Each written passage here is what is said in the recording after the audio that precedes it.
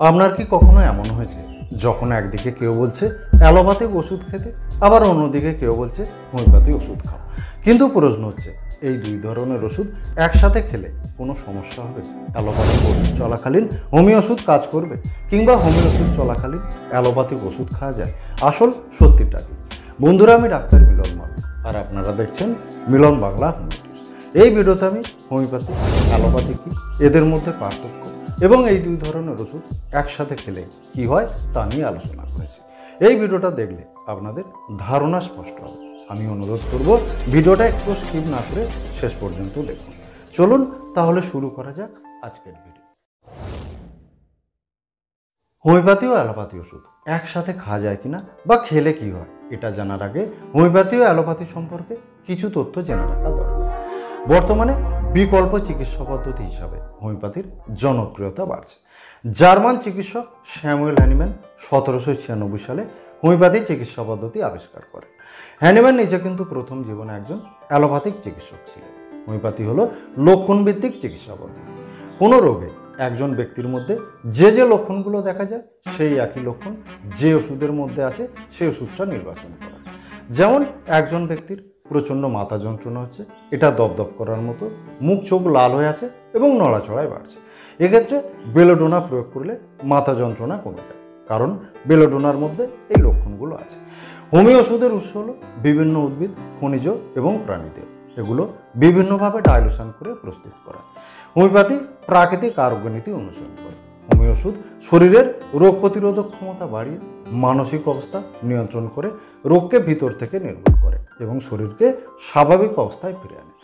Chronic কেসে homeo ওষুধ ধীরে কাজ করলেও রোগ একেবারে নিরাময় হয়ে যায়। অন্যদিকে অ্যালোপ্যাথি হলো আধুনিক চিকিৎসা পদ্ধতি এবং সবচেয়ে বেশি ব্যবহার করা।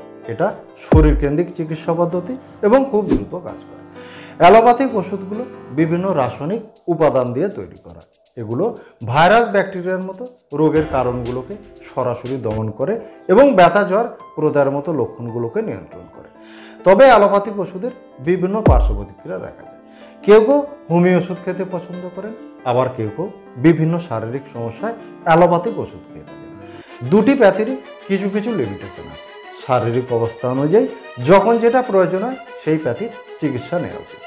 আপনার শারীরিক অবস্থা কেমন, কী রোগে ভুগছেন, তার উপর ভিত্তি করে অ্যালোপ্যাথিক চিকিৎসা নেবেন না হোমিওপ্যাথিক চিকিৎসা নেবেন তা জানা দরকার। আবার রোগের ধরন অনুযায়ী অ্যালোপ্যাথি, হোমিওপ্যাথি এই দুই ধরনের ওষুধই আপনি একসাথে খেতে পারেন। সেক্ষেত্রে একজন অভিজ্ঞ চিকিৎসকের তত্ত্বাবধানে থেকে এটা করা উচিত। নিজে নিজে কোনো সিদ্ধান্ত নিতে যাবে না। হোমিওপ্যাথি ও অ্যালোপ্যাথি সম্পূর্ণ আলাদা দুটি চিকিৎসা পদ্ধতি। এই দুই চিকিৎসা পদ্ধতির নীতি আলাদা, কাজের ধরন আলাদা, ওষুধের সোর্স আলাদা এবং ওষুধ তৈরি করার ধরনও আলাদা। অ্যালোপ্যাথি চিকিৎসায় দ্রুত ফল পায়, কিন্তু 50% ক্রনিক রোগ অ্যালোপ্যাথি চিকিৎসায় ভালো হয় না। অনেক রোগের ক্ষেত্রে এবং তরুণ রোগে হোমিওপ্যাথি চিকিৎসা পদ্ধতি বেশ ভালো কাজ করে। অ্যালোপ্যাথিক ওষুধ খেলে বিভিন্ন সাইড এফেক্ট হতে পারে, যেমন ব্যথার ওষুধ অতিরিক্ত খেলে কিডনির সমস্যা হতে পারে। অন্যদিকে হোমিও ওষুধগুলো বিভিন্ন ধাপে ডাইলুশন করা এবং এদের মাত্রা এত সূক্ষ্ম হয় যে শরীরে এই ধরনের কোনো পার্শ্ব প্রতিক্রিয়া হওয়ার সম্ভাবনা থাকে না। কিছু কিছু রোগ আছে যেগুলোর অ্যালোপ্যাথিক চিকিৎসা করলে তেমন কোনো ফল পাওয়া যায় না, যেমন অর্শ, ফিস্চুলা, ভেরিকোসিল, সিস্ট, টিউমার, হাঁচিল ইত্যাদি। আবার কিছু রোগে অ্যালোপ্যাথিক ওষুধ খেলে কষ্ট কিছুটা কমলেও রোগ পুরোপুরি সারে না। অন্যদিকে সার্জারি ছাড়া 90% রোগের চিকিৎসায় হোমিও ওষুধ বেশ ভালো কাজ করে। অ্যালোপ্যাথিক ওষুধগুলো সাধারণত ইঁদুর, বানর, শিম্পাঞ্জির ওপর পরীক্ষা করা হয়েছে, মানব শরীরে পরীক্ষা করা হয়নি। ফলে মানব শরীরে অ্যালোপ্যাথিক ওষুধের ক্ষতিকারক প্রভাব সম্পর্কে সঠিক তথ্য জানা যায় না। অন্যদিকে হোমিও ওষুধগুলো মানুষের শরীরে প্রয়োগ করে প্রুভিং করা হয়েছে। সঠিক নিয়মে সঠিক ডোজে হোমিও ওষুধ খেলে শরীরে কোনো ক্ষতি হয় না। প্রতিনিয়ত গবেষণা করে করে অ্যালোপ্যাথিক চিকিৎসা পদ্ধতি দিন দিন উন্নতির দিকে যাচ্ছে, কিন্তু হোমিওপ্যাথিতে 200 বছর আগে যে ওষুধগুলো যেভাবে ফল দিত আজও সেইভাবে ফল দিচ্ছে। হোমিওপ্যাথিতে যতগুলো ওষুধ আছে তার 4 ভাগের 1 ভাগ ওষুধও অ্যালোপ্যাথিতে নেই। এখন প্রশ্ন হলো, হোমিওপ্যাথি, অ্যালোপ্যাথি ওষুধ একসাথে খাওয়া যাবে কি? অর্থাৎ অ্যালোপ্যাথিক ওষুধ চলাকালীন হোমিও ওষুধ কাজ করবে, কিংবা হোমিও ওষুধ চলাকালীন অ্যালোপ্যাথিক ওষুধ খেলে হোমিও ওষুধের কাজে বাধা পড়বে? অ্যালোপ্যাথি ও হোমিওপ্যাথির নীতি, কাজের ধরন, ওষুধ তৈরি করা সব কিছুই আলাদা। এরা ভিন্ন লেভেলে কাজ করে। তাই বেশিরভাগ ক্ষেত্রে অ্যালোপ্যাথি হোমিওপ্যাথি ওষুধ একসাথে কাজ হতে পারে। তবে এই দুই প্যাথির ওষুধ যদি একসাথে খেতে চান তাহলে দু একটা শর্ত আপনাকে অবশ্যই মানতে হবে। যেমন এই দুই প্যাথির ওষুধ খাওয়ার আগে ডাক্তারের পরামর্শ নিতে হবে এবং এই দুই ধরনের ওষুধের খাওয়ার মাঝে কমপক্ষে 1 ঘন্টা গ্যাপ রাখতে হবে। কোনো ক্রনিক রোগে যেখানে অ্যালোপ্যাথিক ওষুধ চলছে তার সাথে যদি হোমিও ওষুধ খেতে চান তাহলে ফট করে অ্যালোপ্যাথিক ওষুধ বন্ধ করে হোমিও ওষুধ শুরু করবেন না। হোমিও ওষুধ খাওয়ার সাথে সাথে ধীরে ধীরে অ্যালোপ্যাথিক ওষুধের মাত্রা কমিয়ে তারপর অ্যালোপ্যাথিক ওষুধ বন্ধ করবেন। তা না হলে উইথড্রল সিমটম দেখা দেবে এবং রোগের লক্ষণ বেড়ে যাবে। এটা একজন অভিজ্ঞ চিকিৎসকের তত্ত্বাবধানে করা উচিত।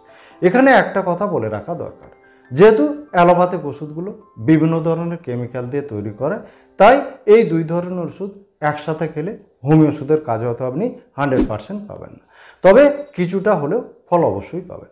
কিছু কিছু ক্ষেত্রে হোমিওপ্যাথি ও অ্যালোপ্যাথি ওষুধ পরস্পরের কার্যকারিতা নষ্ট করতে পারে। দীর্ঘদিন ধরে স্টেরয়েড জাতীয় ওষুধ খেলে হোমিও ওষুধ ঠিকভাবে কাজ করে না। ব্লাড প্রেশারের ওষুধ ও হোমিও ওষুধ একসাথে খেলে কখনো কখনো দেখা গেছে রক্তচাপ বেশি করে ওঠানামা করছে। কিছু হোমিও ওষুধ ব্যাকটেরিয়া ধ্বংস না করে ইমিউন সিস্টেমকে উন্নত করতে চায়, যা অ্যালোপ্যাথিক অ্যান্টিবায়োটিকের কার্যকারিতা কমিয়ে দিতে পারে। মজার ব্যাপার হল, যদি শরীরে অ্যান্টিবায়োটিক রেজিস্ট্যান্ট হয়ে যায় তাহলে হোমিও ওষুধের দ্বারা সেই রেজিস্ট্যান্ট নষ্ট করা যায়, যার ফলে শরীরে আবার অ্যান্টিবায়োটিক কাজ করতে সক্ষম হয়। এছাড়াও অ্যালোপ্যাথিক ওষুধকে বিভিন্ন সাইড এফেক্ট দেখা দিলে হোমিও ওষুধে তা দূর হয়ে যায়। মোটের ওপর আপনি নিজে নিজে কিছু করতে যাবেন না, ডাক্তারের পরামর্শ মতো চলবেন। যদি রোগীর অবস্থা গুরুতর হয় তাহলে অ্যালোপ্যাথি চিকিৎসা করা উচিত। আবার দীর্ঘমেয়াদী চিকিৎসার প্রয়োজন হলে হোমিওপ্যাথি বেশি কার্যকর হয়। অ্যাজমা অ্যালার্জিতে হোমিও ওষুধ শরীরে দীর্ঘমেয়াদী প্রতিরোধ ক্ষমতা গড়ে তোলে। পোস্ট সার্জিক্যাল কন্ডিশনে হোমিওপ্যাথি ওষুধ রোগীকে দ্রুত সুস্থ হতে সাহায্য করে। ডায়াবেটিস, অ্যাজমা, আর্থ্রাইটিসের মতো ক্রনিক রোগে হোমিওপ্যাথি ও অ্যালোপ্যাথি ওষুধ একসাথে কাজ হতে পারে। দুই ধরনের ওষুধ সঠিক নিয়মে খেলে বেশিরভাগ ক্ষেত্রে ভালো ফল পাওয়া যায়। বন্ধুরা, আজ এই পর্যন্ত। এই ভিডিওটা ভালো লাগলে একটা লাইক করবেন, চ্যানেলে নতুন হলে চ্যানেলটা সাবস্ক্রাইব করে পাশে থাকা নোটিফিকেশন বেলটা অল করে দেবেন।